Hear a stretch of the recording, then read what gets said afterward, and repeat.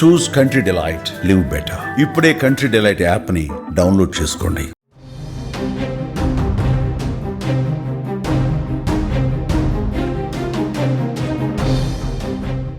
రానున్న 3 రోజుల్లో నైరుతి రుతుపవనాలు కేరళను తాకనున్నట్లు తెలిపింది వాతావరణ శాఖ. అరేబియా సముద్రంలో ఏర్పడిన అల్పపీడనం వాయుగుండంగా మారేందుకు అవకాశం ఉందన్నారు. దీంతో ఏపీలో మరో 2 రోజుల పాటు వర్షాలు కురుస్తాయని సూచించింది. ఈ నెల 27న బంగాళాఖాతంలో మరో అల్పపీడనం ఏర్పడనుందని తెలిపింది. దీంతో కోస్తాంధ్రలో ఉరుములతో కూడిన వర్షం పడే అవకాశం ఉందని చెబుతోంది. ఎన్టీఆర్, గుంటూరు, పల్నాడు, కృష్ణా జిల్లాల్లో భారీ వర్షాలు కురిసే అవకాశం ఉందని హెచ్చరించింది. రాష్ట్రంలోని పలు చోట్ల పిడుగులతో కూడిన వర్షాలు కురిసే ఛాన్స్ ఉందని తెలిపింది. ప్రజలు అప్రమత్తంగా ఉండాలంటూ హెచ్చరికలు జారీ చేసింది.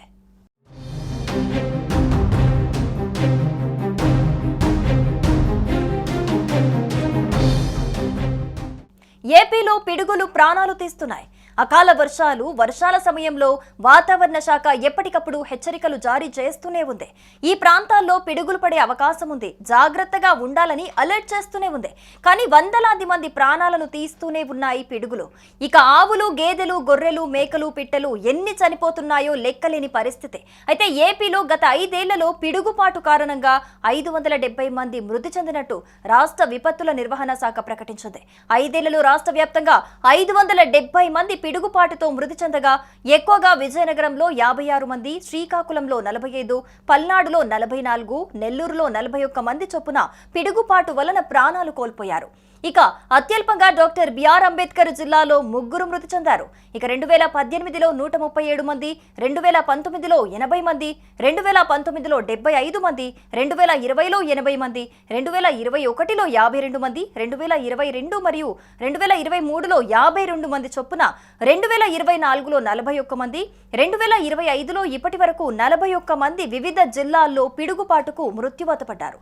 పిడుగుపాటుతో మృతి చెందిన వారిలో ఎక్కువ మంది రైతులు, పశువుల కాపర్లు, వ్యవసాయ కూలీలే ఉన్నారని వివరాలు వెల్లడించింది ఆంధ్రప్రదేశ్ రాష్ట్ర విపత్తుల నిర్వహణ శాఖ.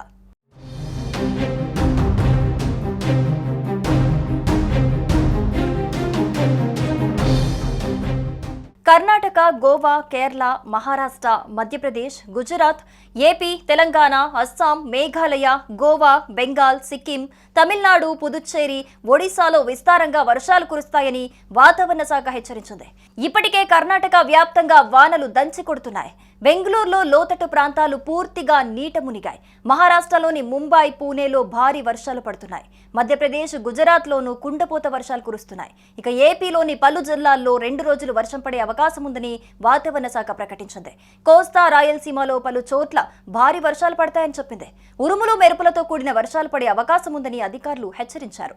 మంచిర్యాల జిల్లా జన్నారం మండల కేంద్రంలోని శ్రీలంక కాలనీలో బుధవారం సాయంత్రం అసాధారణ దృశ్యం చోటు చేసుకుంది. ఒక ఖాళీ స్థలంలో పిడుగు పడింది.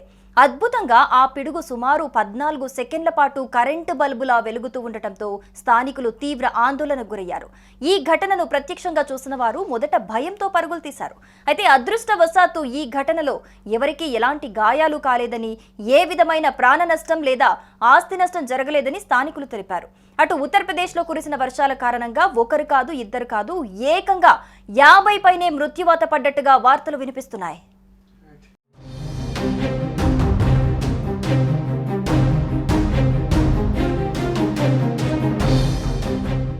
సుమన్ టీవీలో మీ పర్సనల్ అండ్ బిజినెస్ ప్రమోషన్స్ కోసం కింది నెంబర్కి కాంటాక్ట్ చేయండి.